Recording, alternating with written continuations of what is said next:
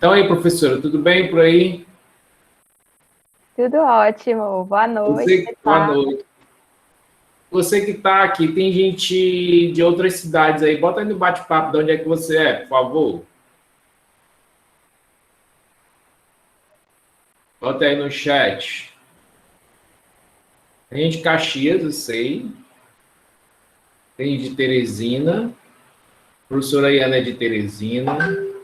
Tem gente de Timon. Eu sou de Taiwan City, viu, Aristóteles? Você é de Taiwan City. A Pacho tá diferente, todo barbudo. Eu? Ficando mais velha, é? Tô ficando mais velho.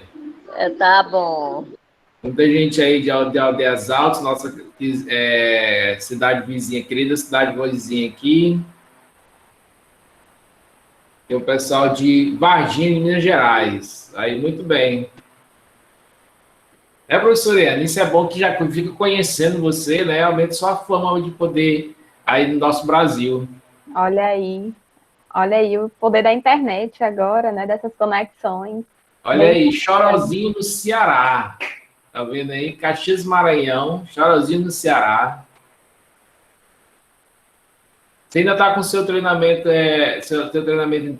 sobre TDAH, professora? Sim, continuo. Focado nos pais.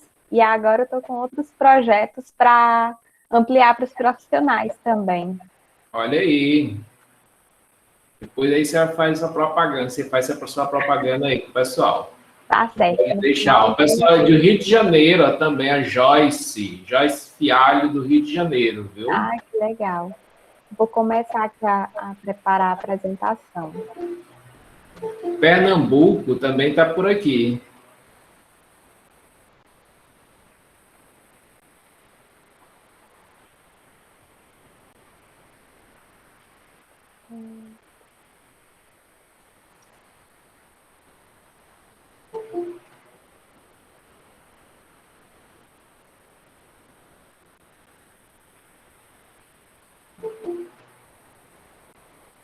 Você já colocou, papá? Estou colocando agora. Ah, tá certo.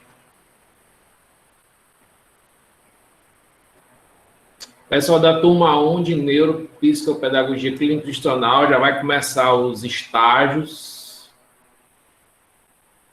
né? E agora a gente tem um desafio de estágio na época de pandemia, né?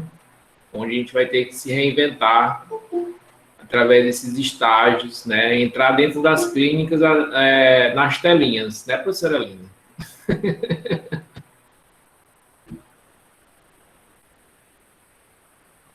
Tem o Rai Santos, é o Raimundo aí. Não, é Rainéria. Rainéria.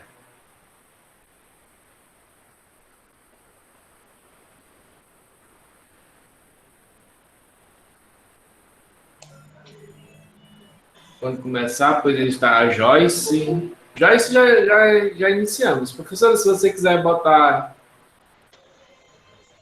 A apresentação está aparecendo? Está aparecendo. Isso. Você não consegue olhar as pessoas, né? Isso. A gente aí de Imperatriz, do Maranhão. A Cássia. Então, eu vos apresento a professora Iana Marques de A.S. Rego, nome grande só. Ela é neuropsicopedagoga, ela é de Teresina, no Piauí, certo? Já tem aí a nossa professora do curso de Neuropsicopedagogia e Clínica Institucional, ministra da disciplina de Introdução à Neuropsicopedagogia, ministra da disciplina de Neurociência, também ministra da disciplina de Habilidades Matemáticas. Não é isso, professor? Tem mais alguma? Isso. Introdução à neuro. Introdução à neuro. Então, professora, fique à vontade. E, pessoal, quem quiser fazer alguma interação, pode estar fazendo. pode abrir sua câmera para poder fazer alguma pergunta ou levantar a mão, né, professora? Isso. Tá, Prontinho. ok. Então, vamos lá, vamos começar nossa palestra de hoje e entender um pouco melhor sobre a neuropsicopedagogia. Então, antes de iniciarmos, vou contar um pouquinho da minha trajetória dentro da neuropsicopedagogia e por que eu resolvi escolher esta área. Eu, de formação base, tenho a pedagogia. E muitas vezes há uma certa confusão, que a gente vai até entender melhor no final dessa palestra, quem que pode atuar. Por exemplo, as pessoas pensam, neuropsicopedagogo, só quem é psicólogo que pode fazer o curso. Então, não, eu sou pedagoga de formação e tenho especialização, sou especialista em neuropsicopedagogia clínica. No caso da pós-graduação do Instituto Sentidos, ela é completa, já vem a neuropsicopedagogia clínica e institucional. E a gente vai entender um pouquinho como que funciona cada uma delas e a atuação dentro dessa área, tá? Então, desde o início da minha graduação, lá em meados de 2009, 2010, eu sempre ficava muito aflita quando eu encontrava crianças que os professores, né, da escola normal chegavam e falavam, Ana, esse aqui não aprende, tem muita dificuldade, e eu ficava meio que me questionando por que isso acontecia, por que havia essa diferença de aprendizagem entre as crianças. Mesmo as crianças que tinham desenvolvimento neurotípico, o desenvolvimento de forma normal, natural, dentro dos marcos esperados para a idade, a gente percebia essa diferença. As turmas são bem heterogêneas, porque as vivências, a estimulação de família a família, o contexto social em que vive, isso tudo influencia na aprendizagem. Mas até então, eu não conseguia entender. E foi justamente por isso que eu resolvi aprofundar os meus conhecimentos na área de neuropsicopedagogia. E também, aliado ao trabalho como o professor Aristóteles falou, as pesquisas que eu já vinha fazendo na área do TDAH. E foi quando eu tive contato com crianças, e isso me motivou muito a participar muito mais dessa área. E aí, quando a gente vê o nome neuropsicopedagogia, a gente já se questiona, né? Por que esse nome tão grande? Como é que funciona tudo isso? E acaba nos causando um certo... a gente acaba não conseguindo explicar bem o que é. E algo que eu sempre falo para os meus alunos, seja na pós de neuropsicopedagogia ou de outra área, mas principalmente quem está na área de neuropsicopedagogia, a gente precisa explicar aquilo que a gente está fazendo ali naquela pós. E é imprescindível que todos nós que estamos dentro dessa área, ou pretende participar, pretende fazer o curso, pretende atuar nessa área, ou ter essa especialização, precisa entender e saber explicar o que é neuropsicopedagogia. Voltando só um pouquinho, finalizei o curso, finalizei a pós e comecei a atuação clínica. Então, minha atuação hoje é na clínica como neuropsicopedagoga. Na escola, eu tenho uma outra formação que é de docência e de gestão. Então, hoje eu estou atuando como diretora pedagógica de uma escola e atuo também na clínica como neuropsicopedagoga, mas como minha pós não é completa, não tem a institucional, eu não posso atuar como neuropsicopedagoga na escola, tá? Então, que isso fique bem claro. A pós, quando contempla os dois formatos, nós temos uma capacidade de atuar, ampliar os nossos olhares no mercado de trabalho também. Até isso precisamos pensar quando a gente faz. Penso em fazer no futuro o complemento do institucional. Depois eu vou até conversar com o professor Aristóteles para ver o que eu preciso pagar para eu ter esse certificado como institucional, porque é bem importante a atuação nas duas áreas, né? E aí a gente vai entender, como eu falei para vocês, o que é neuropsicopedagogia. Se a gente for olhar pela divisão, pela nomenclatura da palavra, nós temos aí neuro, que remete a sistema nervoso, remete a cérebro, psico, remete à psicologia, e a pedagogia, que é a área da educação, né? Então, a gente sabe que vai envolver todas essas áreas. Mas como? De que forma a neuropsicopedagogia envolve todas essas áreas?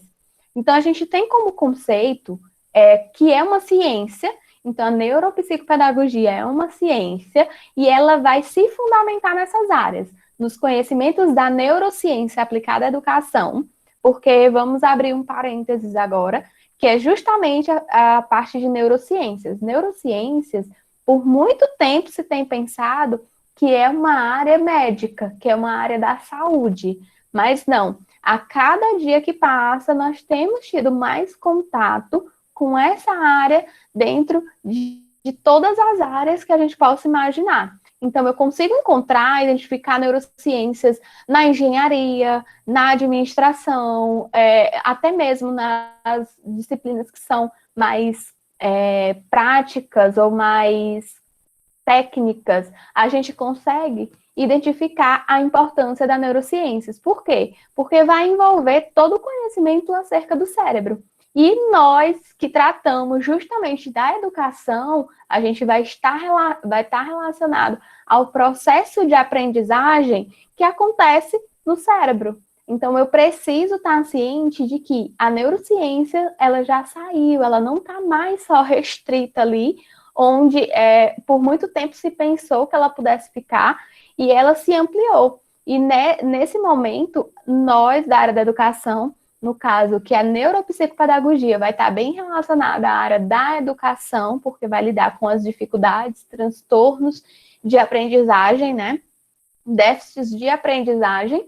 Então, a gente precisa ter esse conhecimento dentro da educação.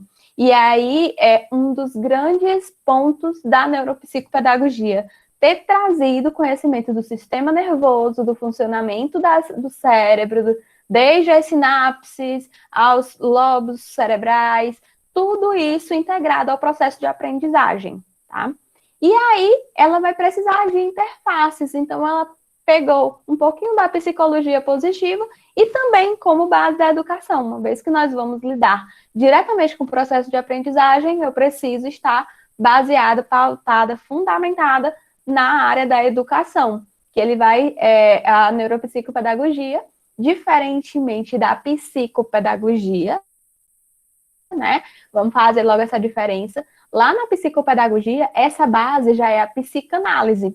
Então, como é mais voltada para a psicanálise, é diferente, vai se diferenciar a forma como vai acontecer esse processo. Então, alguns casos de crianças, ou até mesmo jovens, idosos, adultos, precisam de um tratamento neuropsicopedagógico, porque vai estar voltado ao processo, à educação histórico-social. Eu preciso entender mais essa pedagogia histórico-social. Outros casos vão remeter realmente à utilização da psicanálise. Então, eu recorro à psicopedagogia pela melhor forma de conduzir esse processo de investigação, de avaliação e de intervenção dentro da neuropsicopedagogia. Então, essa é a nossa base. Se alguém perguntar para você o que é neuropsicopedagogia, você precisa lembrar logo. Lembra do neurociências, ou seja, sistema nervoso, cérebro, relacionado à educação, à aprendizagem. Então, eu vou relacionar o cérebro à aprendizagem. Psico, porque também temos psicologia positiva aí, e pedagogia, a área da educação. Eu vou trabalhar dentro da educação, conhecendo o sistema nervoso e também utilizando de teorias pedagógicas, teorias da psicologia positiva, para ter esse embasamento e conseguir avaliar, intervir dentro do contexto clínico ou institucional. E aí, eu sempre uso essa frase, é uma frase que, para mim, faz todo sentido quando eu vou tratar de neuropsicopedagogia, que é uma comparação que a Leslie Hart faz. Ensinar sem levar em conta o funcionamento do cérebro seria como tentar desenhar uma luva sem considerar a existência da mão. E isso, se a gente for parar para pensar um pouquinho, há muitos anos vinha acontecendo. Então, por muito e muito tempo, aconteceu de a educação estar dissociada né, separada deste conhecimento. A educação era dentro daquele conhecimento mais básico e não tanto dentro dessa área que vai meio que se tornar uma área de litígio com a saúde. Mas eu não vejo nem dessa forma, né? Tem algumas pessoas que consideram, alguns estudiosos que consideram, mas eu particularmente não considero dessa forma. Eu considero um complemento a tudo que a gente já estudou e que já temos conhecimentos até hoje. Então, alguém abriu o microfone. Professora, a senhora está passando os slides, tá? Estou. Professora, pois na minha aqui está aparecendo. Calma. Não sei se no dos outros está O também. meu também não está passando isso. Peraí. Desculpa lhe interromper, mas é porque eu estava vendo que você Tá viu? Passou para vocês? Não, no meu não passou. Ainda não, no meu não. Continua parado ainda na página inicial.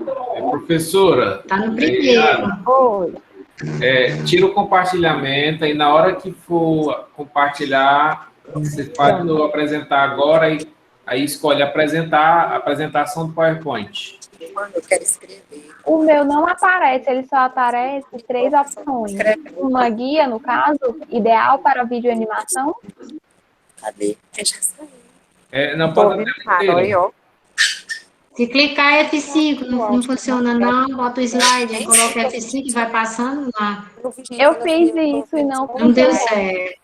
Pois a Eu gente vou só... tentar aqui de uma E se outra forma. for clicando em cada slide do lado, se for clicando lá do ladinho, porque aparece a lista com os slides do lado. E o Você bota a tela que está sendo inteira. utilizado. Agora saiu. Eu acredito, boa noite. Oi. Eu acredito que só irá funcionar na tela inteira. Eu recentemente fiz uma apresentação agora do curso e na opção uma guia só não estava exibindo a tela cheia do PowerPoint, só optando pela apresentação do compartilhamento de tela inteira mesmo. E agora o computador está travando aqui. Deixa eu aguardar aqui para. Olá, boa noite. Boa noite. Agora travou, foi tudo aqui.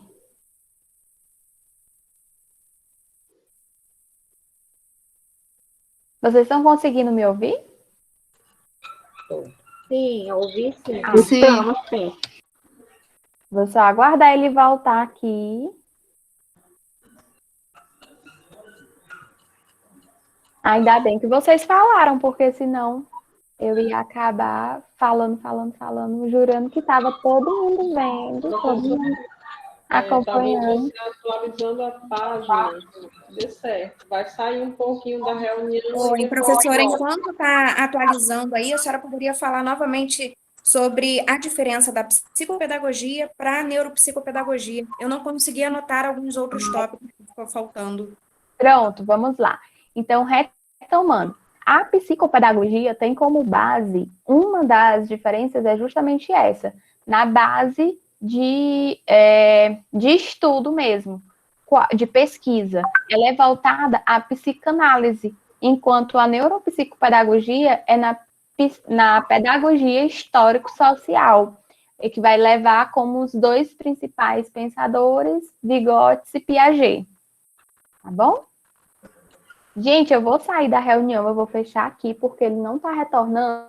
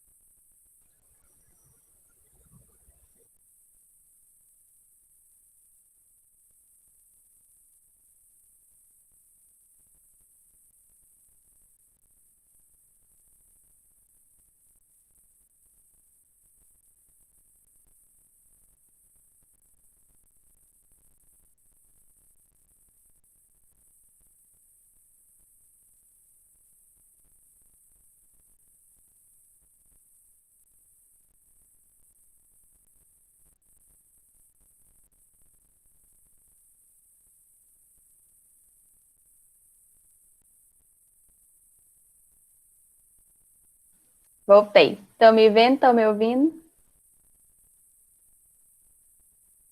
Sim, professor. Sim. Pronto. Agora eu vou colocar aqui compartilhamento em tela inteira.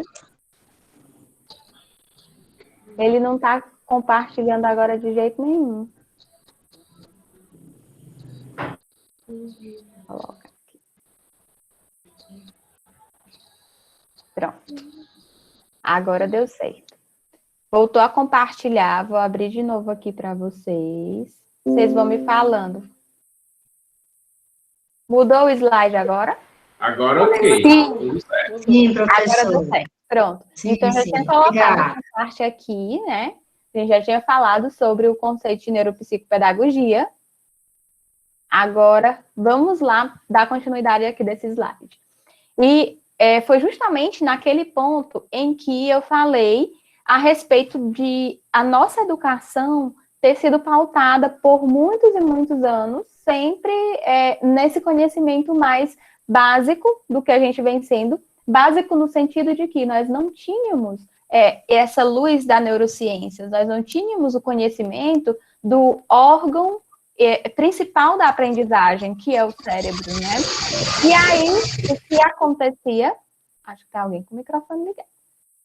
Acho que o que acontecia era justamente dessa falta de informação, por falta dos profissionais da educação, da área da educação como um todo, acabar negligenciando alguns alunos e deixando de lado aquelas crianças, aquelas pessoas que tinham uma dificuldade ou um transtorno de aprendizagem ou algum transtorno do neurodesenvolvimento que acabava desencadeando justamente déficit na aprendizagem.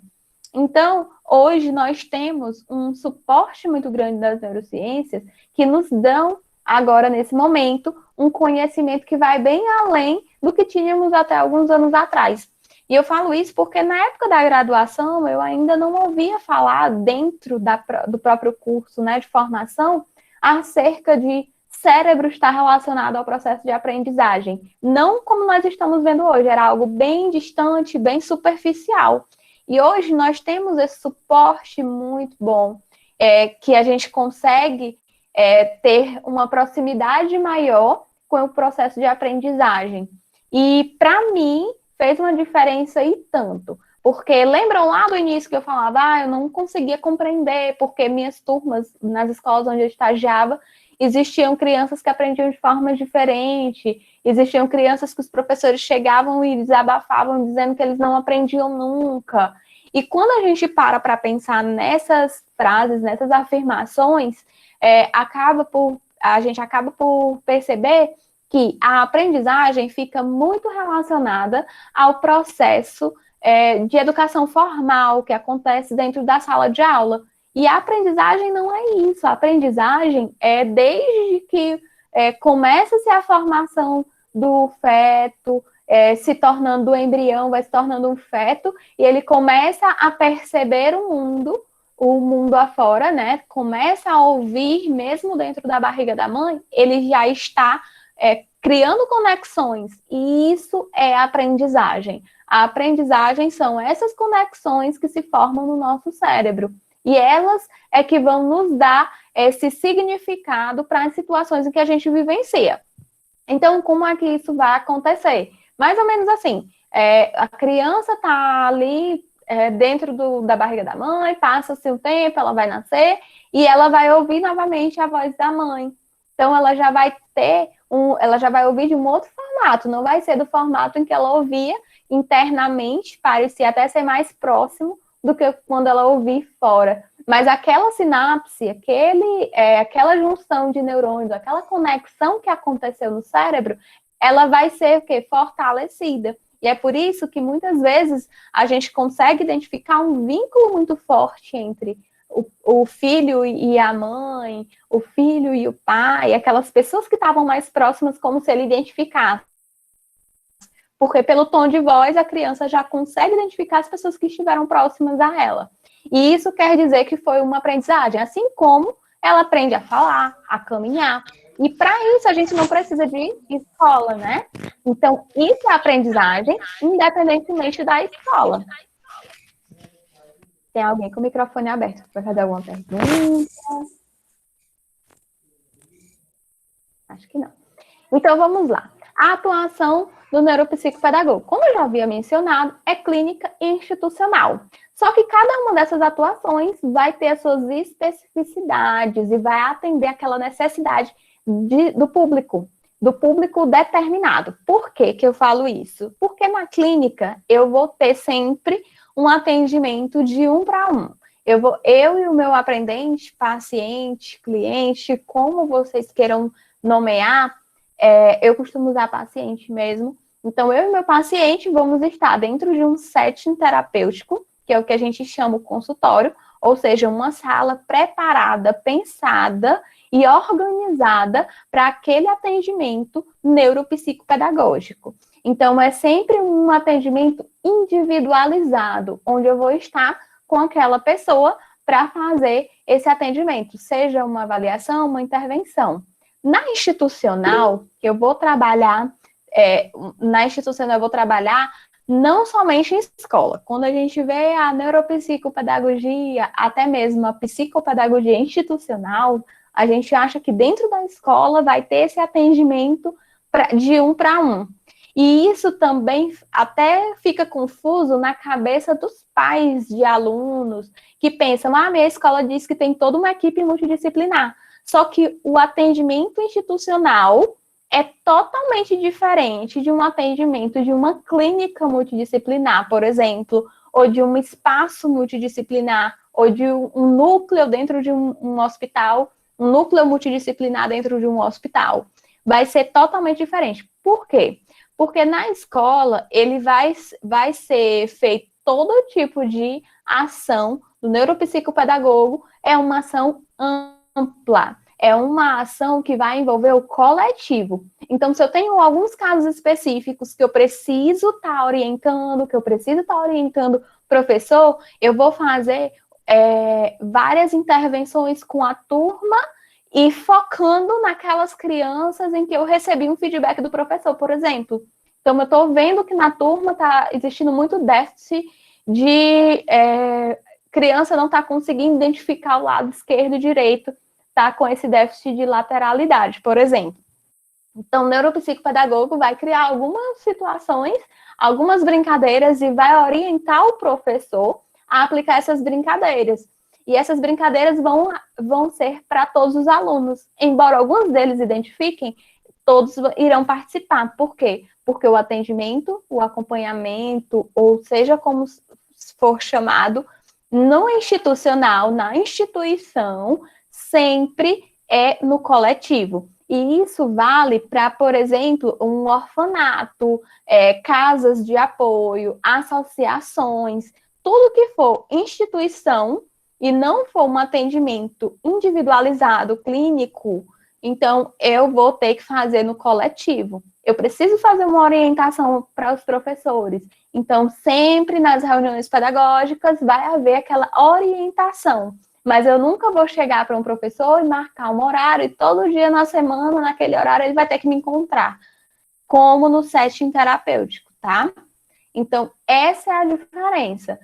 E mesmo eu sendo clínico, eu não posso fazer atendimento clínico dentro da escola, a não ser que eu tenha uma sala, pague ou tenha uma sala que se torne um consultório preparado para atendimento individualizado e totalmente para aquela causa, sendo que qualquer criança, adulto, adolescente, idoso, que eu atenda ali naquele espaço, não tenha vínculo com a instituição ou não esteja no seu turno de estudo. Tem que ser um contraturno, tá?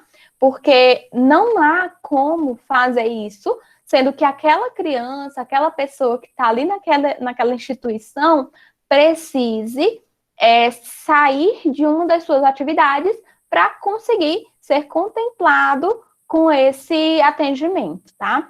Então, isso não pode acontecer. E dentro da a gente pode observar a organização do espaço, que é muito importante. Nós temos aí 2 espaços. Um que eu coloquei remetendo à clínica, que tem muito mais, vamos dizer, está bem mais controlado, né? Nós sempre chamamos de ambiente controlado, porque nós organizamos de uma forma em que a criança vai responder, pensando no que a criança vai responder diante da situação que eu vou propor a ela.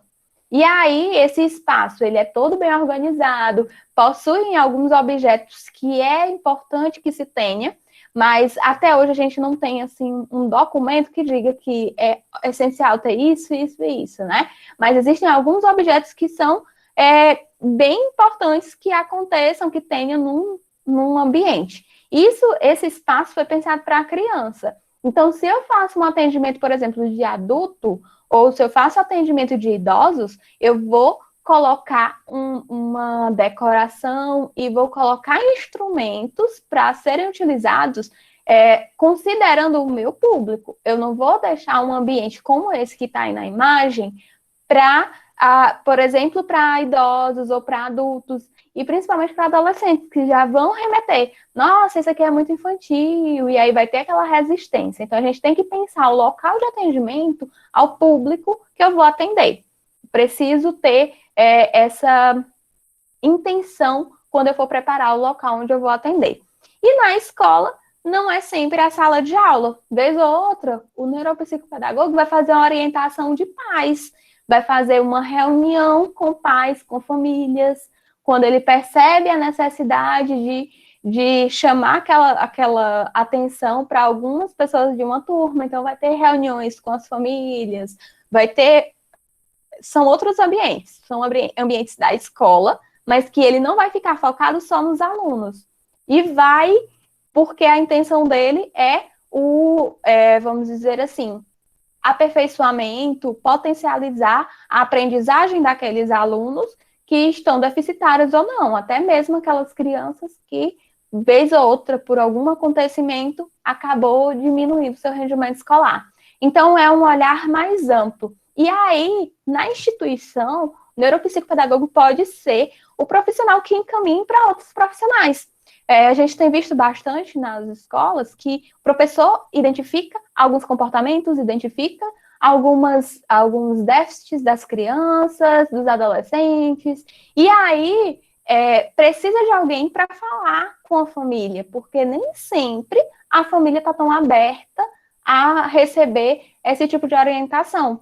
Então, o neuropsicopedagogo também vai ter essa responsabilidade de fazer uma reunião, conversar, juntamente com o professor e com outros profissionais que fazem parte do SOEP, por exemplo, Serviço de Orientação Educacional e Psicológica, e conversar, pedir que a família faça um acompanhamento, avaliação daquela criança, explique por que está solicitando essa avaliação, o que tem observado, juntamente com o professor.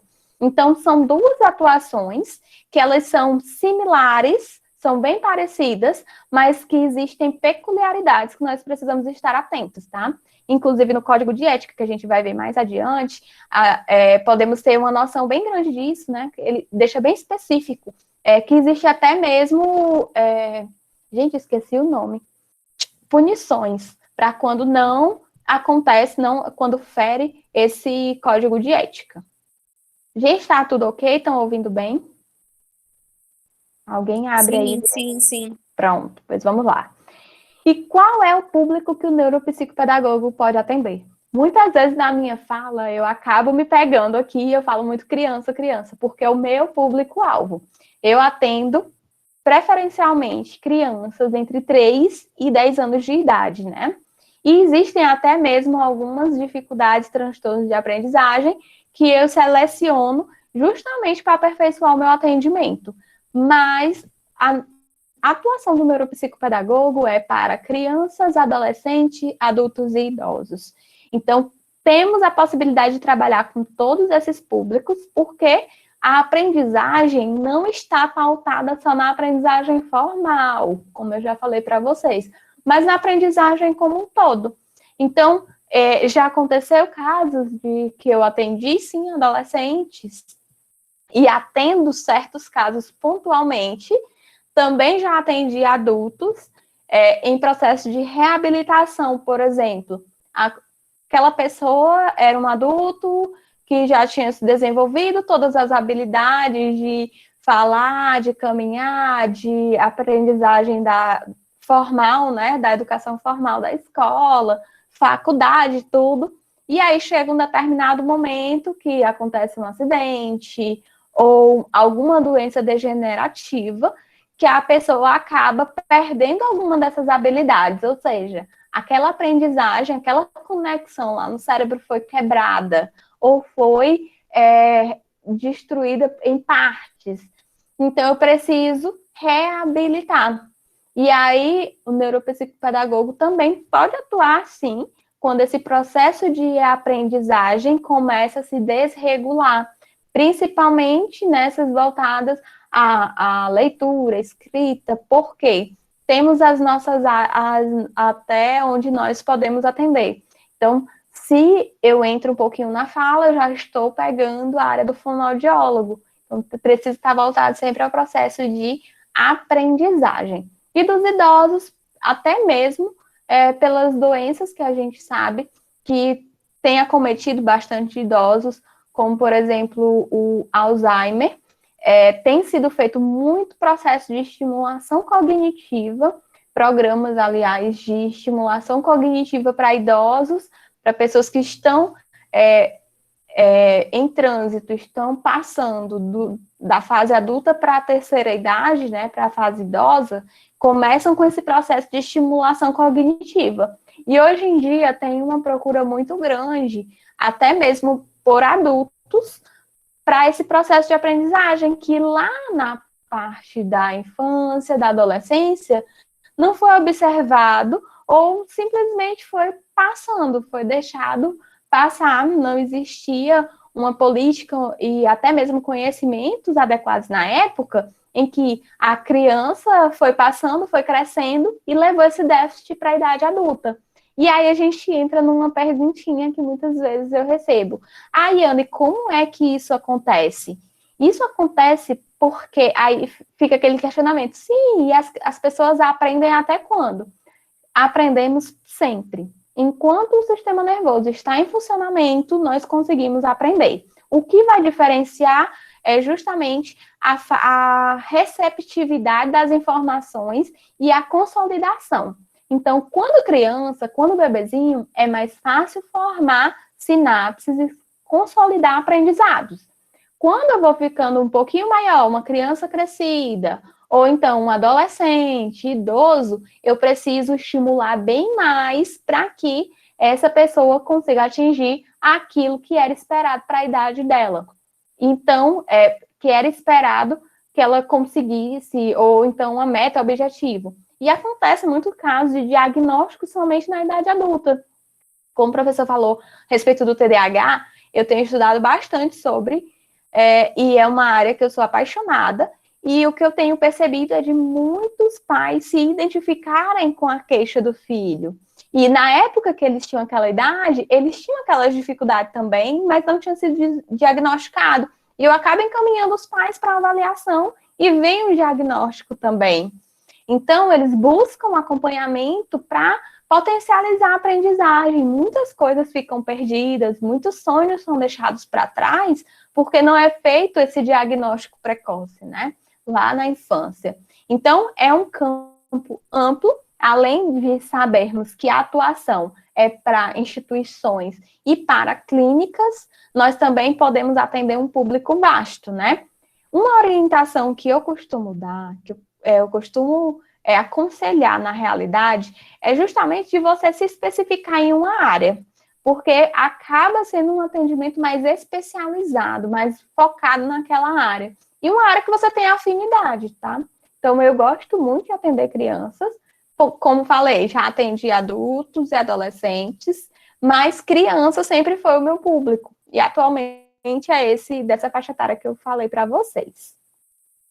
E o que o neuropsicopedagogo faz, né? Afinal, a gente falou, e o que é que ele vai fazer? Ele vai avaliar todas as funções que estão relacionadas ao processo de aprendizagem, que são elas, linguagem, comportamento. Só que aí vocês vão me questionar, como assim, Ana? Movimento vai muito mais para a área da terapeuta ocupacional, da fisioterapia, a fala, a linguagem relacionada à fonoaudiologia. Sim, porque quando a gente pensa a criança, o adolescente, a pessoa, a gente não vai pensar somente naquela área que a gente vai focar de avaliação. Eu não vou avaliar só porque a criança não consegue ler ou não consegue escrever, por exemplo. Eu vou avaliar a criança como um todo. Eu vou ver se ela consegue, o comportamento dela é mais agitado, é mais calmo. Isso não quer dizer que eu vá atuar como um psicólogo, mas eu vou fazer algumas anotações, eu vou conseguir mensurar de uma forma qualitativa, eu vou visualizar como que vai acontecer, como que acontece esse processo de comportamento, ela não consegue sentar, e aí eu vou conseguir conversar com o psicólogo para saber quais estratégias utilizar. Isso não quer dizer que eu vou pegar um protocolo psicológico e vou avaliar o comportamento da criança, tá? Mas eu não posso também restringir a criança, repartir, segmentar, deixar ela lá só aquela partezinha. Não tem como, a gente tem que ver o sujeito como um todo, tá?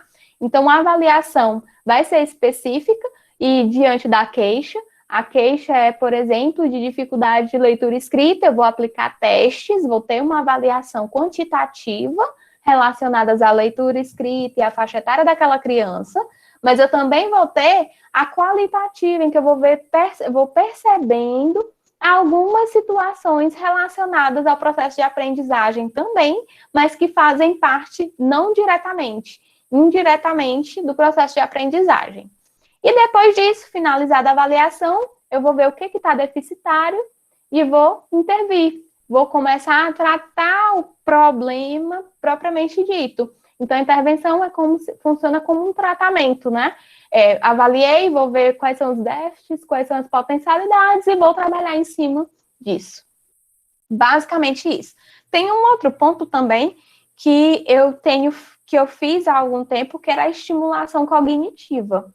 A estimulação precoce, na realidade, perdão.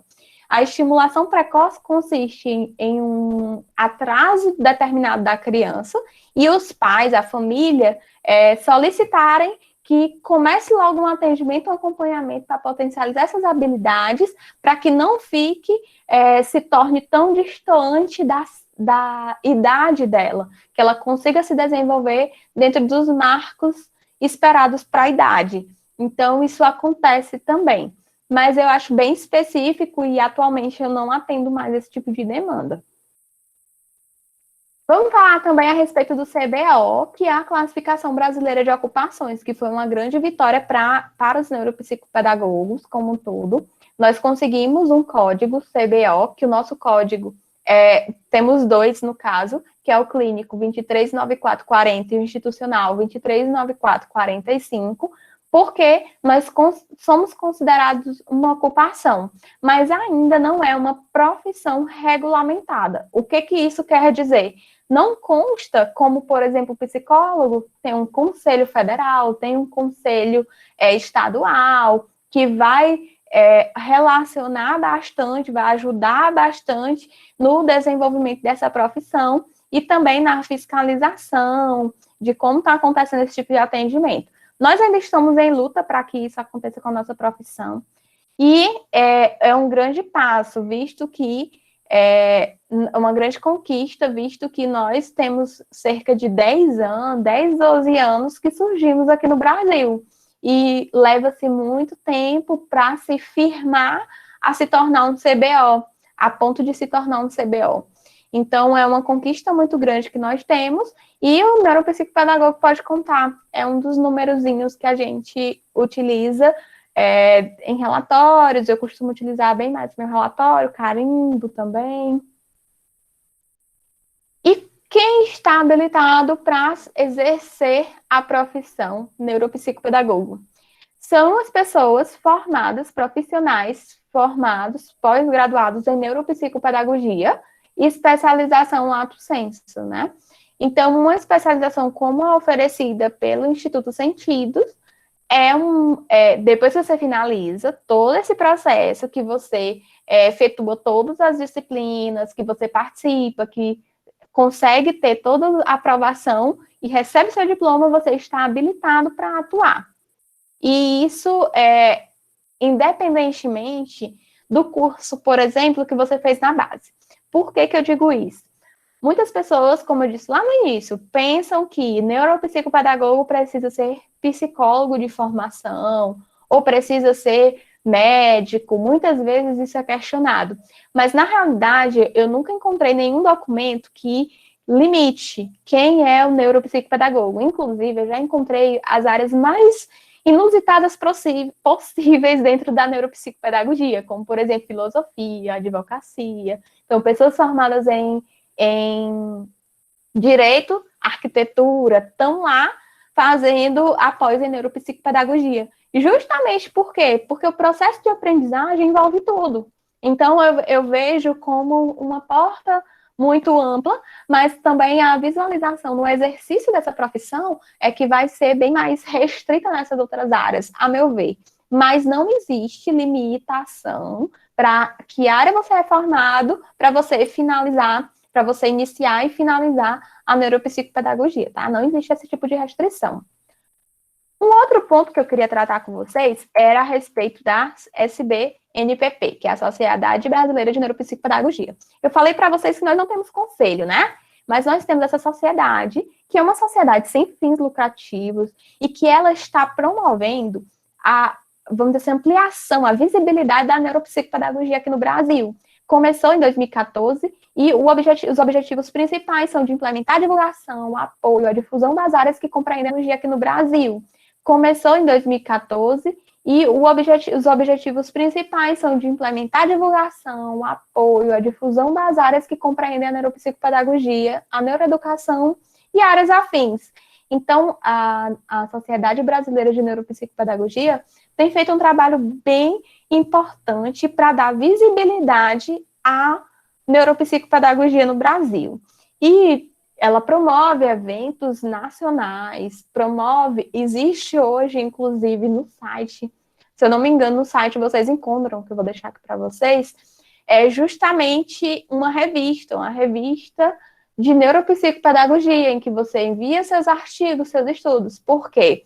Como os neuropsicopedagogos precisam se movimentar a tornar a neuropsicopedagogia conhecida também na área científica.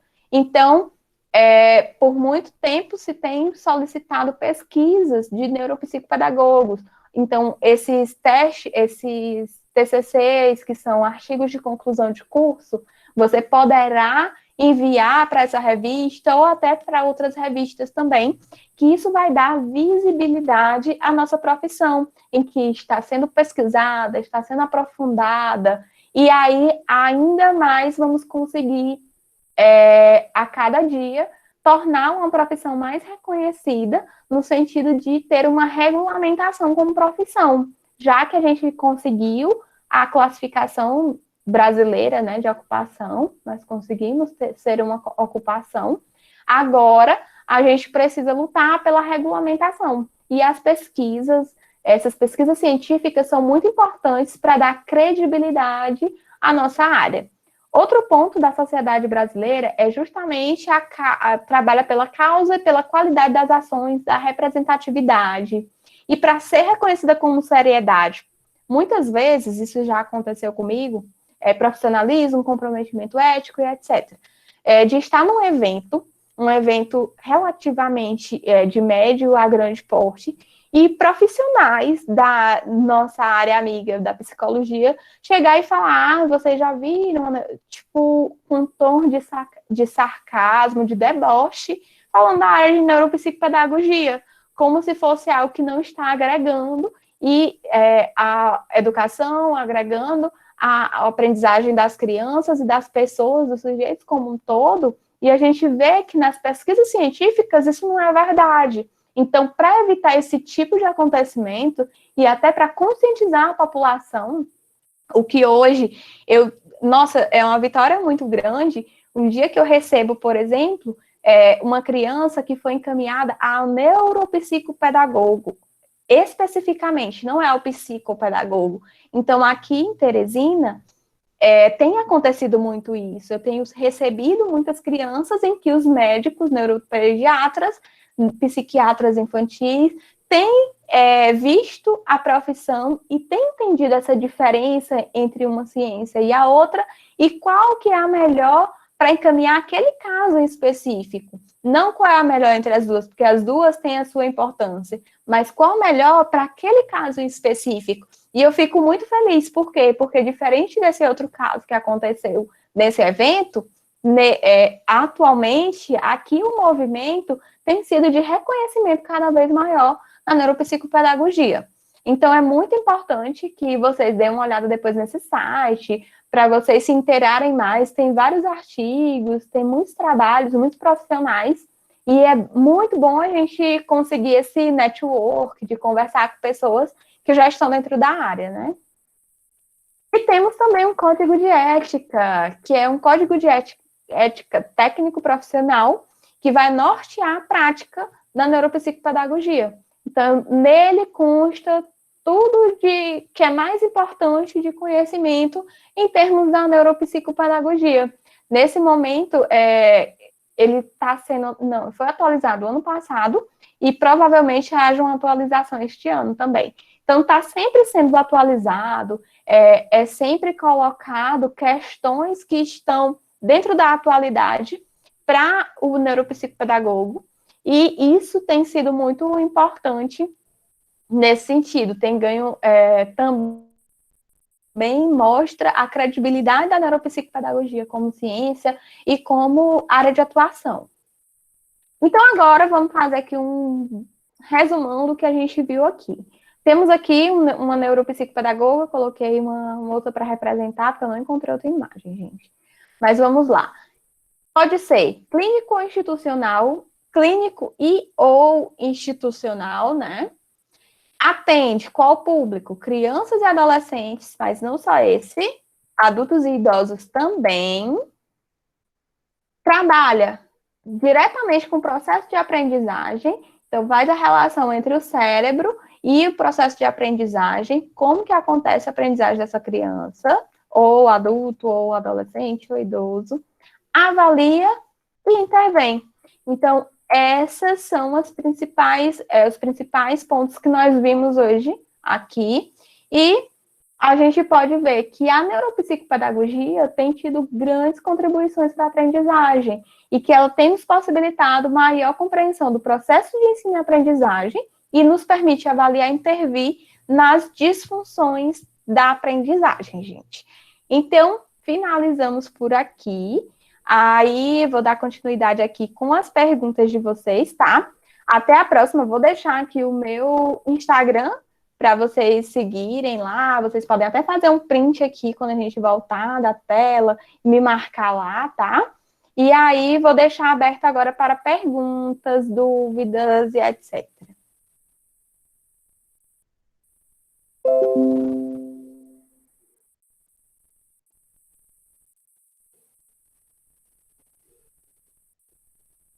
Prontinho, voltei. E aí, 0 dúvidas. Professora, muito bem, boa explanação. O José Júnior, acho que você até respondeu, ele levantou até a mão aqui, ele perguntando, né, se tem uma dúvida sobre o curso em sua especificidade. O curso Neuropsicopedagogia habilita para atuar em instituição mais clínica? Sim, com certeza. Por exemplo, do Instituto Sentidos, já dá essa formação. Você já pode sair atuando na instituição e na clínica, ou você pode escolher só clínica ou só instituição, fica muito a seu critério. Então, o que eu aconselho? Dá uma olhada na grade curricular, vê o que é que contempla, vê se tem estágio, porque é muito importante, o professor falou já, que a primeira turma já vai dar início a estágio. Eu tenho visto algumas outras pós que não tem estágio, e eu acho muito arriscado não ter estágio para algo que você vai ter que pôr em prática. Então, é muito importante que a gente tenha cuidado nesse olhar na hora de escolher o curso. Você está vendo as perguntas aí no chat? Estou descendo agora. Se pode escrever artigos, talvez. Eu acredito que sim, Sara. Se eu não me engano, eu já vi alguma aba nesse sentido. Dá para enviar por e-mail, e aí, dependendo da relevância, acaba por ter uma publicação sua no site, sim. A Vitória colocou assim, só atua nessas duas áreas? Clínica institucional, sim. Mas aí, quando a gente abre para a área clínica, a gente vê vários, vamos dizer assim, é um leque de possibilidades. Eu posso atuar, por exemplo, na clínica, numa clínica multidisciplinar, eu posso ter o meu consultório particular, eu posso ter um consultório dentro de um hospital, eu posso ter um consultório dentro de uma escola. Na área institucional, eu posso trabalhar em instituições de ensino superior, em instituições de ensino regular, no caso de escolas, posso trabalhar em instituições de ensino técnico, em orfanatos, em casas de atenção social. Então, é uma área, essas duas áreas englobam vários tipos de instituições. Então, cabe a cada um pesquisar o que se sente mais à vontade.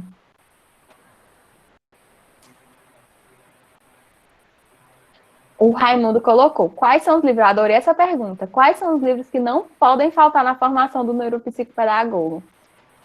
Primeiro deles são dois, no caso, da autora Rita Russo, que ela é psicóloga, neuropsicopedagoga, e Neuropsicopedagogia Clínica e o outro Neuropsicopedagogia Institucional. Então, são dois livros que não podem faltar na formação do neuropsicopedagogo. Outro é Neurociência e Educação, que é um livro que vai tratar muito bem, de forma bem prática, sobre as neurociências dentro da área da educação. E basicamente, esses dois. Tem uma coleção, que, se eu não me engano, é da Rota, que vai falar de dificuldades de aprendizagem, vai falar de transtorno da aprendizagem. Então, é uma série de livros, Rota, ROTTA, que também são muito importantes. Mas esses três primeiros, eu acredito que são um bom início para pesquisar dentro dessa área, para estudar e se aprofundar. A Tatiane colocou que é graduada em Educação Física e está pensando em fazer após em Psicopedagogia. O que você me aconselha a fazer o curso após? Eu não entendi. Se você já é educadora física, Tati, você pode fazer após em Neuropsicopedagogia, sem nenhum problema. Agora, eu não entendi a diferença entre curso e pós. Porque não existe curso de Neuropsicopedagogia. Só existe após. Aí tu coloca aí qual é o curso que você falou. Por nada, José Júnior.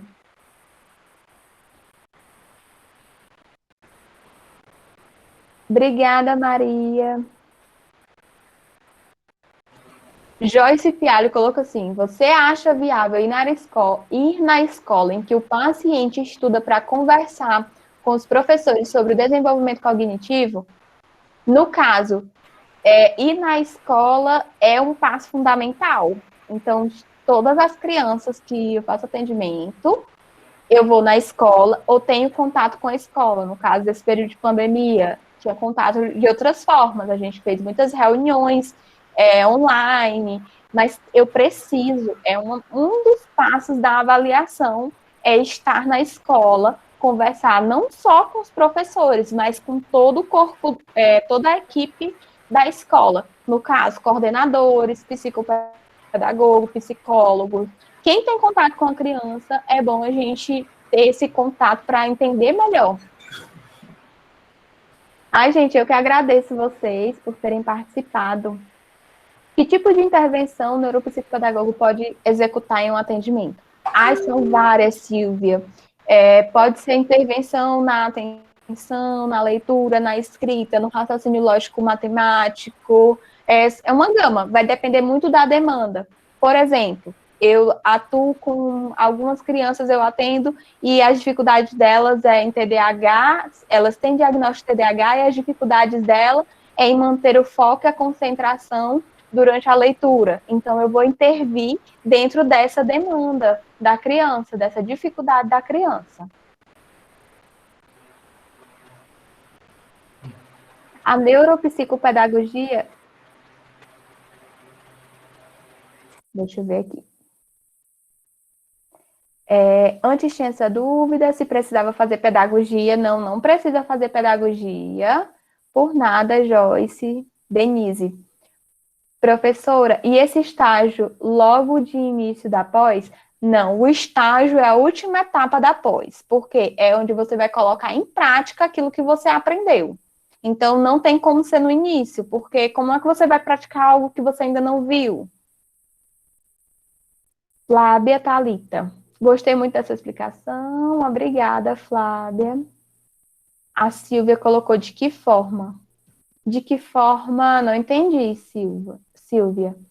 Que instrumentos eu vou utilizar? Eu posso utilizar jogos, eu posso utilizar instrumentos próprios de intervenção. No caso, eu vou utilizar, vou fazer uma intervenção em funções executivas. Eu posso utilizar o PIAFEX, que é um instrumento para intervir nas funções executivas.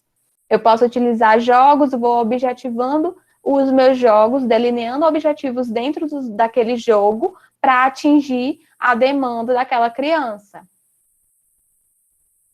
Agora, essa parte da neurolinguística, eu nunca vi nenhum estudo, nunca li nada a respeito, mas eu já vi algumas publicações em Instagram, eu já vi alguns vídeos rápidos no Instagram sobre isso, Eugênia.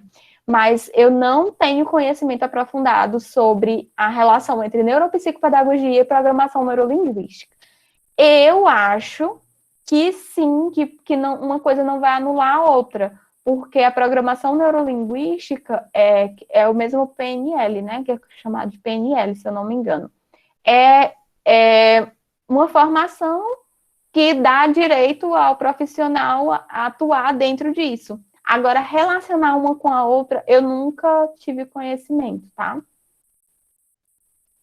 Professor, estão perguntando se vai ficar gravada a aula. A aula está gravada, a palestra está gravada, nós vamos estar disponibilizando no canal do Instituto Sentidos, certo? Só você seguir lá no YouTube, procurar Instituto Sentidos, a gente vai estar disponibilizando também. No caso, a gente pode ter, no caso, quem é de Caxias, quem é próximo de Caxias, no Maranhão, que o Instituto Sentidos, ele funciona em Caxias, no Maranhão, e a gente oferece essa pós-graduação em neuropsicopedagogia, além de outras, psicomotricidade também, AEE, a gente trabalha, nosso foco mais é educação inclusiva. Aqui na página do nosso site, nós temos aqui a parte que fala sobre o curso, né, a Neuropsicopedagogia Clínica Institucional, os objetivos específicos, a grade dela é composta de 18, no caso, o TCC vai com são 90 horas, são 3 meses de TCC, mas ela vai dar de base neurobiológica da aprendizagem, introdução à neuropsicopedagogia, neurociência explicada à educação, educação especial e inclusiva, desenvolvimento humano, neuropsicofarmacologia, avaliação e intervenção neuropsicopedagógica institucional e a clínica. Aí tem os fundamentos e práticas de equipe multiprofissional, que é o comportamento motor, atenção e memória, linguagem, leitura e escrita, habilidades matemáticas. Uma disciplina também bem interessante é a parte de sociograma, uma psicóloga que ministra psicóloga mestre que ministra essa disciplina, ela é bem interessante, na parte de contexto, que é a parte de intervenção em contextos coletivos. Aí, avaliação e intervenção neuropsicopedagógica, didática e metodologia do ensino superior, metodologia da pesquisa e os 2 estágios, né? Então, nesse momento, nós estamos oferecendo ela sendo remota e presencial, né? Elas são 21 parcelas, no valor de R$ 160, certo? Por exemplo, nós temos aluno que é de Timon e vai participar dessa nossa 4ª turma, né, a nossa 4ª turma de neuropsicopedagogia. Então, se você tiver interesse, né? Se você ainda não se decidiu, você é daqui, de perto da gente, quer fazer parte da nossa família, sinta-se à vontade. Domingo vamos iniciar após com a professora Iana, ela vai ministrar a disciplina Introdução à Neuropsicopedagogia, certo? Para quem ficou aqui até esse momento, você deixa seu e-mail aí no chat, seu e-mail no chat, que a gente vai disponibilizar para você. Tem um curso da professora Iana, que ela ministrou, que é sobre dificuldade e transtorno de aprendizagem. Não foi, professora? Isso, dificuldade e transtorno de aprendizagem. Então, esse curso, ele foi um curso remoto, a gente vai disponibilizar para você, a gente vai lhe mandar um e-mail para você ter acesso a esse curso. Quem está aqui conosco até o momento. Só deixar seu e-mail aí, o chat é gravado, e a gente lhe manda a credencial para você acessar o nosso ambiente de educação à distância, para poder fazer, né, o curso da professora Iana, de dificuldade e transtorno de aprendizagem. A professora Iana já deixou o seu Instagram, né, professora? Seu Instagram. Deixei aqui. Vou colocar aqui no chat. Certo. Tem o seu Instagram, professora Iana, ela tem cursos na área de TDAH, também tem novidade. O Instagram dela é bem elaborado. Sigam ela no Instagram. E ela faz lives toda semana, né, professor? Está tendo tempo ainda ou não? Isso. Esse período de retorno às aulas presenciais, meu Deus, dei uma parada, porque tá domingo a domingo o trabalho, mas em breve vou retornar, sim. Estou preparando aqui uns eventos com convidados, trazendo pessoas de outras áreas. Certo. E até que a gente vai também depois em outra oportunidade, depois a gente vai analisar as agendas para a gente ver a possibilidade de um módulo 2 do curso que a gente iniciou, né? Isso. O módulo 2 do curso, que é a parte de intervenção, né, professora? Isso, de intervenção dos transtornos. Certo. Então, domingo agora vai iniciar o nosso curso. Você é nosso convidado, você pode aparecer no Instituto, ou então pode assistir remotamente da sua casa. Então, agradecemos a todos pela oportunidade, agradecemos a professora pela colaboração, pela disponibilidade. Se vocês quiserem, se tiver a oportunidade de a gente tirar uma foto aqui, pessoal, ligar a câmera para a gente fazer uma foto bem bacana.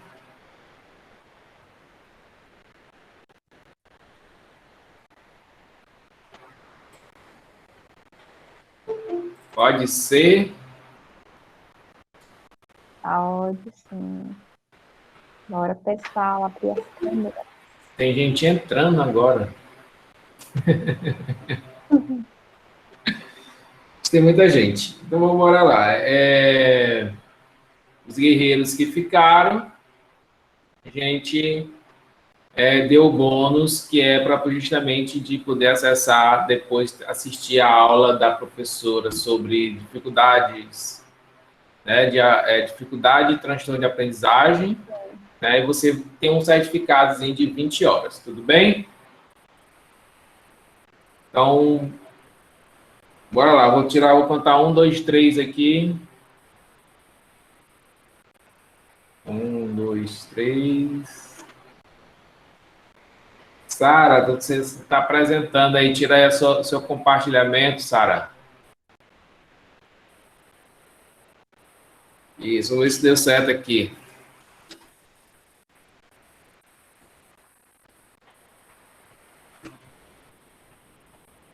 Deu certo.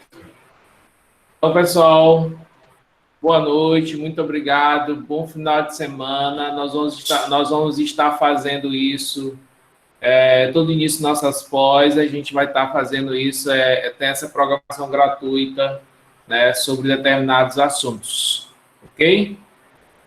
Prontinho. Aí, Tchau, posteriormente, nós vamos usar os nossos futuros alunos para dar palestra para a gente também, né, professora Helena? Olha aí, professora Helena. Já Com certeza. Na hora. Fomos formados pela professora Iana. Trabalhou 2 ou 3 disciplinas com a gente. Estamos aqui. Pronto. Preparadíssimos. Que bom. Só no ponto de ir para o estágio. Pois tá bom. Legal, professora. Valeu. Foi muito bacana a sua explanação. Ai, que ótimo. Tchau, tchau, gente. Até a próxima. Amei ele ver também. Você também, professor Aristóteles. Obrigado, professora. Tchau, tchau. Beijo no coração.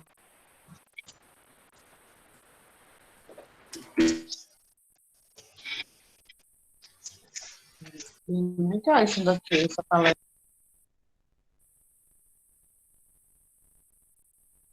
É só aí dos outros estados também. Valeu ver vocês. Tchau, tchau.